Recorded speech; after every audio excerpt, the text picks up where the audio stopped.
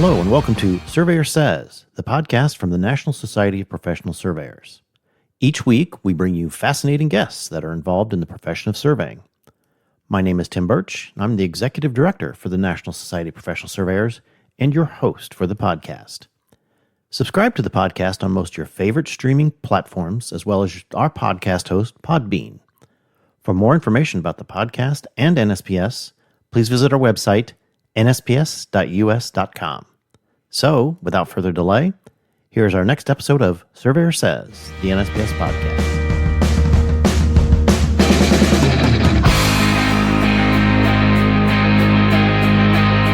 Hello and welcome to another episode of Surveyor Says. This is your host, Tim Burch, and I am on location. This finds me in I believe it's the mid-Hudson River Valley. That would be correct? That's correct. Okay. I am sitting here with our what soon to be exiting esteemed director from New York, Patti Brooks, our new treasurer, hence the reason I'm up here, and her husband, Ricky. How long did you guys have the firm Brooks and Brooks from? 1991 through 2023. Okay. And we'll get into that in a little bit as well, but can't tell you how great it is to be here. I have been here visiting. We've been doing our fiscal responsibilities for NSPS, looking over the new budget for fiscal year 26 and getting Patti up to speed on what the finances are behind our organization. But I thought we'd take a little time here. I was reminded by my wife that this isn't my first interview with a husband and wife survey team. That went to Les and Lisa Van Horn, even though Les did most of the talking, which that was okay. That's not going to be the case today, even though Patti says otherwise. Really wanted to just get your story on how you guys came together. You both have a surveying background, second generational background, and then to come together and end up in business together, and a long successful run. So, Patti, why don't you start with your history? Sure, absolutely. I have always enjoyed math, and I was on a track to go to college to be an algebra teacher. My dad was a licensed land surveyor, and he said to me, well, not only do you love math, but you also love the outdoors, and you love history, and you love reading. And so I think you would make a much better surveyor than algebra teacher. And I heeded his advice, and I have never regretted that decision. I love what I do, still today love what I do. And that's how I got into surveying. Interesting. Ricky, how about you? I think you've got a long history as well. Yeah, really third generation land surveyor. So in that tier, or those branches from that tree, there's my grandfather. Well, there's my uncle. There's my grandfather. There's my great uncle. And then my mother worked in the surveying office. Wow. So okay. My family always joked that I was 6 years old when I was on my first job site. I know I didn't get paid for that, and I didn't get paid until I started. Excuse me. In high school, at the age of 16, was my first paycheck. Well, hence child labor laws these days. That's probably a good reason for that. So, tell us a little bit about when you were both surveyors. Tell us a little bit about how you connected, and then to go into business together. Wow, that's quite a story, too. And I won't go through some aspects of it. No, it's okay. Yeah, I mean, we met through our profession, through our regional Surveyor Society. And the friendship grew and grew, and then all of a sudden it blossomed. And then here we are with, a family in the house, and we're together pushing and pulling against life. And we decided it was time that we purchase our respective family businesses and join them together, and we'll run the business together also. Sure. Because, you worked for your dad. Yes. And that was just something that was going to be in your DNA, was to carry on the business. Yep, he was ready for retirement. He had a little bit of reticence about me, being a single mom and raising two young children and having the obligation of a business as well. So I think he had a great comfort level when Rick and I married, and thought that was a great time for him to retire. And we had the opportunity to purchase the business from him, and it happened at a great time. A few years earlier, Rick's great uncle had passed away, so he was already running his family business alone. So it gave us the opportunity our offices were 50 miles apart. We had different staff, so it gave us the opportunity to combine the businesses while still maintaining two offices and maintaining the staff we had, but having each other to lean on and having additional resources was quite a benefit. Sure.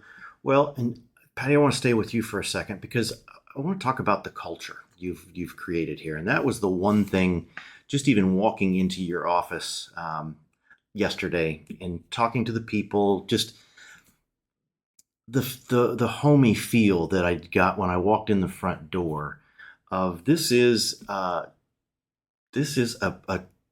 true family survey family here.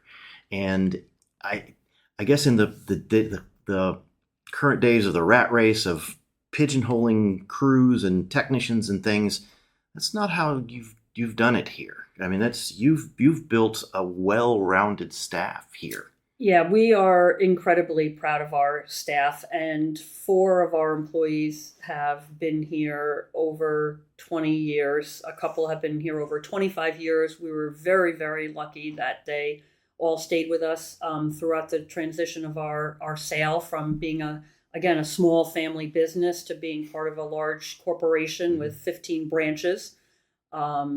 So we basically have always believed in working towards everybody who works for us, who wants to be, making sure that we mentor them to the point of licensure. So at this point in time, in addition to Rick and I being licensed, we have 2 other licensed land surveyors and one who is passed 2 parts of the exam and is scheduled to take the FS shortly. So, and two more coming up in the ranks. 2 more coming up in the ranks, yeah. That's We've also had people who declared that they don't want to be licensed. Which is fine. And so we've got them all into the CST program over the years and promoted their professionalism to that. In fact, the CSTs would carry their own business cards and stuff with their level 3 or level 4 designation. Well, that was what I was going to go next, because for those in the Northeast that have been involved in the CST program, you've been anywhere near New York and the surrounds, you've probably come across Ricky and the CST program. Kudos to you and everything you have done to really carry that torch. We thank you. And I guess that's one thing that impressed me walking in was it is encouraging your employees to be the best they can, and whether it's through the CST or towards licensure. I said that really stands out here with your people. I'm really impressed by that. Yeah, and they've taken their own steps to get more involved with the profession. We have one who's on the New York State Conference Committee, serving on that, and treasurer for a regional. And yeah, it's incredible. Because that's the other thing that we talk about, especially when we're now involving large companies. It is pigeonholing things. And I've had several conversations of, how technology is really pushing us towards that isolation, that pigeonholing. But yet the work still is the same. We're still trying to do the same output. So, Patti, how has it been trying to introduce new technology, but not let it drive the business, that it's still surveying? Yeah, that's a really interesting question because, of course, as the progression of a land surveyor goes, they all get familiar with reading deeds, but then their primary learning after that is how to run the equipment to properly get the data in the field. And they do that for a while before we bring them into the office to see how to apply that data to a boundary line. So when we sit down at the computer with them and we work with them on the boundary, we have to kind of have them do a mind shift between the mathematics and the analytics and the technical parts of running the equipment, and how really that's just measurements. Mm-hmm. And now you need to learn how to apply the principles of land surveying to all that data that you collected. You're a great data technician now. Now learn how to be a great surveyor. Yeah, exactly. I guess, Ricky, the same thing, kind of back to you, and especially in the places that you're teaching and you're encouraging people to come through the CST program, and the license prep classes and things. I guess in your messaging, how do you focus on? Yes, you need to know the technology, but you really need to know these basics. You need to know surveying in addition to the procedures of measurement. Yeah, and I focus on that in almost any presentation I give. But more importantly, I just last week up in Saratoga Springs, I spent 3 days with the New York State Pacific exam review and prep course. And so I get to talk to all these professionals who are about to get licensed, and we have stimulating conversations. And it all boils down to, just because your deed says you have 100 feet from here to here doesn't mean you have 100 feet. Yes, because the distance is the least important of everything we have to consider. So that's a point that I hammer home constantly. I have at the New York State Conference in January, when the classes I'm presenting is on stone walls and what the stone wall really means when you're trying to evaluate where the boundary line is going to end up. Well, exactly. And as a Flatlander, as a PLSS license guy, I really appreciate what the colonial side of it is, and it's and I think that having that type of class, having that type of education, really solidifies, especially in the days now that we don't have the mentoring we used to have across the entire community, and we need to be able to do that. And if techs and upcomers don't have that opportunity to learn that in-house, I'm glad you're doing sessions like that, because that's really, really important. When you're a generational surveyor, you have a built-in mentor. Yes. Right? I mean, they're there. Patti had her father, and I had my great uncle and my uncle were both very important mentors to me coming up through. They made sure I was getting the right education and all that stuff. Well, exactly. And I guess that was the next thing I wanted to talk about was the importance of not just the education going forward, but the mentoring and the support. I guess through your teaching and being able to be around this generation trying to improve themselves, are you finding that the younger generations are willing to be mentored, or do you have to push a little bit at them?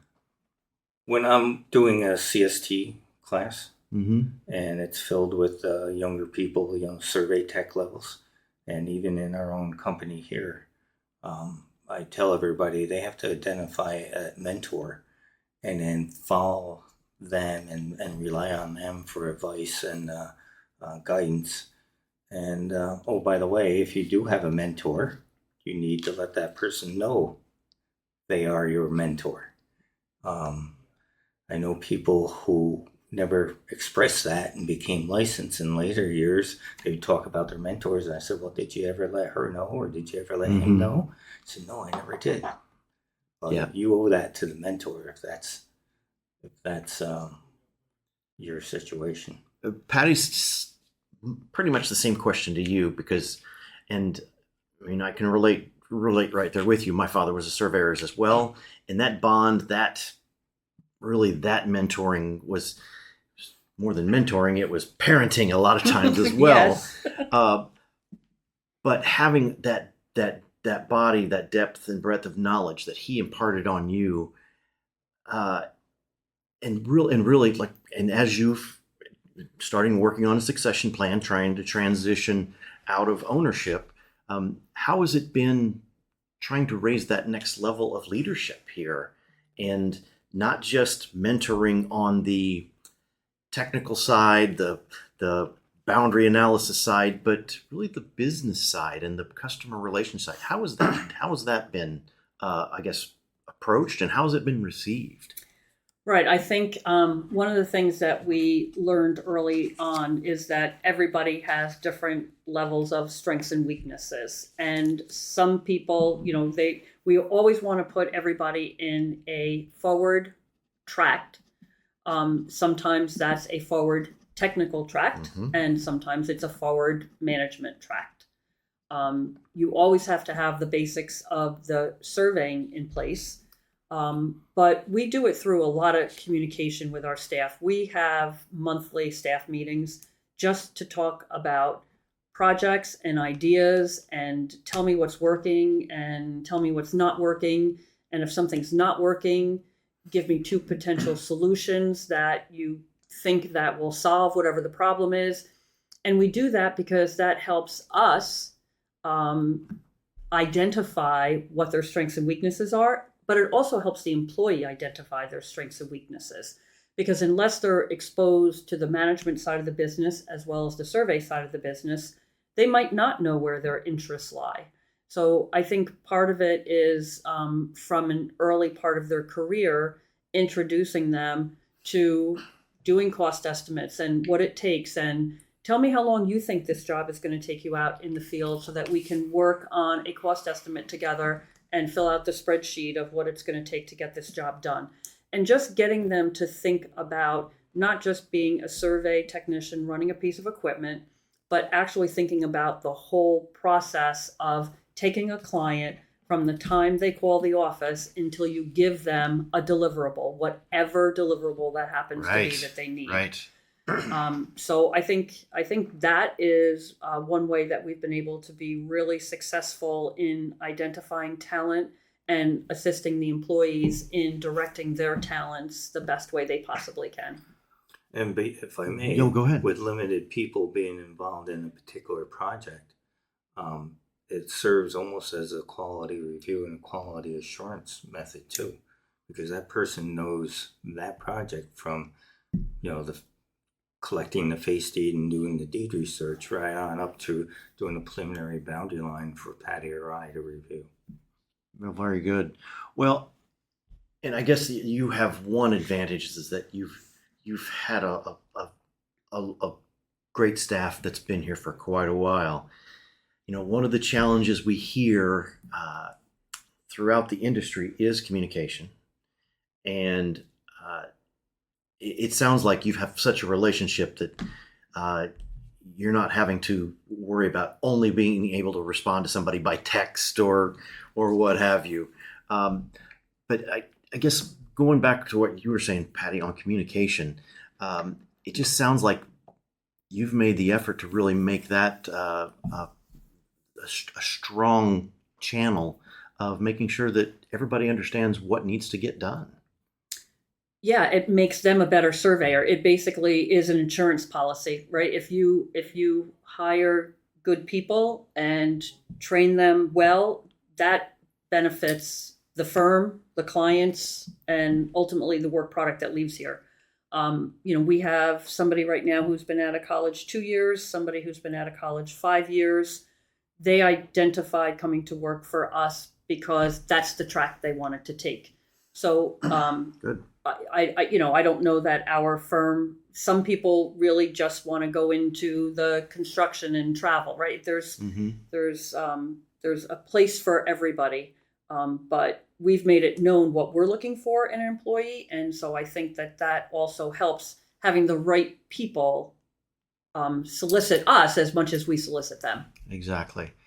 Well, and Ricky, I want to come back to you as far as training and the steps that you all take to ensure that the new employees are getting adequate training, getting adequate time to not just, you got to go out here and collect 1,500 points tomorrow. What can you tell me? Tell us what some of the steps that you take to make sure that training is implemented and carried on? Sure. I just want to talk about transitioning into our company that now purchased our business, Control Point Associates. They started as their business model was have people learn what they need to learn, and have them do that. Just that little aspect, whether Yes. it be field work or office work. And then they allowed us to continue on as we had for the 5 years of being Brooks and Brooks. And they wanted to see how that model worked. And now I'm involved with the committee within Control Point Associates, a very small committee, that we're trying to develop a training program that could be issued company-wide to make sure that everybody is getting the proper training that's needed. So, and that's pretty exciting. That is exciting that you're going kind of against the grain of the industry, that you're going back to the way it was and the way it worked. Well, there's no sense of having over 100 survey techs if some of them aren't going to get licensed and come up to the next level of management. Right. Exactly. No, that's good. I guess, in being cognizant of your time, I mean, this is an operating business and trying to be respectful of your time as well. I guess I want to follow up with, is there anybody besides your family that were mentors to you? Was there anybody in industry that stood out and said, yeah, this person helped me with something or got me over these hurdles or something? Anybody for you, Patti? Yeah, or Ricky, go ahead. Before Patti and I became an item, Patti's father was a mentor for me on the business side. Okay. We worked elbow to elbow on multiple conferences for the state, and a couple times I was in his office, and he gave us some business advice. Good. And that's before she fell in love with me. Yes, exactly. I think I had two other mentors that are coming to my mind very quickly. One was Glenn Watson, who's a principal in Beatty and Watson Surveying, and the other was Malcolm Shaw. So Malcolm and my dad were friends. I had always been part of the New York State Association of Professional Land Surveyors because my dad was, and he was a past president. So at a very young age, he got me involved in that organization, and that's how I met Malcolm. And then at one point, Glenn tapped me on the shoulder and said, I'd like you to consider being an officer. And when I became president, I asked him to be my executive director to assist me in that role, and we've stayed very, very close friends since then. I guess that was back in 2009, 2010. And Malcolm is the one who introduced me to the National Society of Professional Surveyors, and said, "Dear, I think it's time for you to come along with me." Yes. And he introduced me to the National Society, and came to every meeting with us until his passing, and maintained a great mentor to me on a professional level. Yes, he was a wonderful, wonderful man. Even outside of the state of New York, he is definitely missed. Well, the final question that I always ask all of my guests, that, and Patti, I'll start with you. How does the future surveying look to you? I feel very encouraged about the future of surveying. One of the things that we have the opportunity to do is to sit on a committee for the, help me with the name of the college. I want to call it Wanakina, but I know that's not the Ranger School. Ranger School, okay, yeah. And we sit on their panel to help direct curriculum and to meet the students. We had the opportunity to go up there this spring and meet with the students and review their final projects. They had a huge class this year, I think double what it's been in the past. All very smart, very bright young people. And I think that from between looking at the colleges, from traveling the nation with NSPS, I see a lot of energy out there. We do a lot of high school presentations as well. And I think that technology has introduced a lot of people to surveying. And I think that we ourselves are doing a much better job of getting the word out there. And that's really all it takes, is getting the word out there, because it's a really cool profession. And once people learn about it, they are energized by it. Absolutely. I completely agree. Okay, Ricky, you got to add to that. That's pretty good. What's the future surveying look like to you? I'm very optimistic. And at the class I taught last week, I always invite members of the Board of Regents, surveyors, the engineers, surveyors, and geology board. They're surveyors that come sit in the class with us. And I asked that question. Brian Holberger was from the board one day, and we had questions and answer for the students. And then I asked him what he thought about the profession, because that board is the board that reviews all the licenses and all the CE courses and all that stuff. And they know what attendance is, and they know what the demographics and all that stuff. And he also was more optimistic than pessimistic. His pessimism was for the lack of surveying technicians trying to move up into licensure. Right. And I think our class, through their help, we're increasing the number of people who are taking the licensing exam year by year. Good. Well, I can tell you, if your business model takes off within control point, and I think if my personal opinion is, if more firms adopted this model, to me it really works. It does work, and to meet the employees and to see, how satisfied they are. It's not about happiness. It's you're content and satisfied and enjoy what you do, and that's the attitude I got from them. Unless you've got them programmed just right. But you guys also seem like you enjoy what you do. So yeah, we do enjoy coming to work every day still, and that's a good feeling. It is a good feeling. And it's been a good way to make a living. Yep. Yes, certainly has. Very good.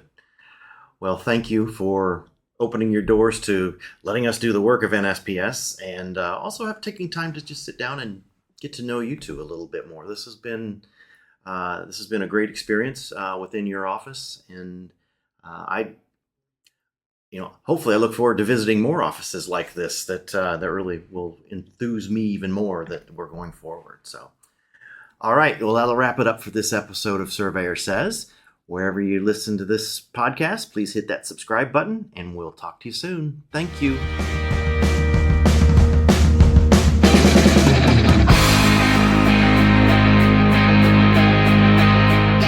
You've been listening to Surveyor Says, the NSPS Podcast, brought to you by the National Society of Professional Surveyors. If you have any questions about today's episode or any other topic, please email us at info@nsps.us.com, as we are here to help. Subscribe to the podcast on most of your favorite streaming platforms, as well as our podcast host, Podbean. For more information about the podcast and NSPS, please visit our website, nsps.us.com. And remember, it's a great day to be a surveyor.